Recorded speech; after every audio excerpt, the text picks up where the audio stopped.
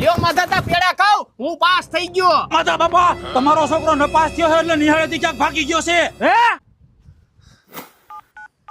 બટા તું ક્યાં છો? જ્યાં હોય ને ત્યાંથી ઘેરે આવી આવ. ભલે તું પરીક્ષામાં નાપાસ થયો, હું તને કાંઈ નહીં કહું. પણ બાપા હું બધા વિષયમાં નપાસ થયો છું. અરે બટા તું એવી નાની નાની વાતોમાં ઘર મૂકીને વિયો જા, એમ થોડું હાલે. હજી તો તારે આખી જિંદગી કાઢવાની છે.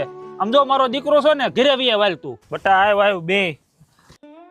બટા તું આમ ગમે અહીંયા વિયો જાય એમ થોડું હાલે. તું અમારી સામું તો જો, તારી માયા હવાયરું નું કઈ ખાધું જ નથી ને રોયા રોય થઈ છે. પણ બાપા મેં બધી તૈયારી કરી હતી તોય નપાસ થયો. અરે દીકરા તું ભણવાની પરીક્ષામાં નપાસ થયો છો, જિંદગીની પરીક્ષામાં થોડો નપાસ થયો છો.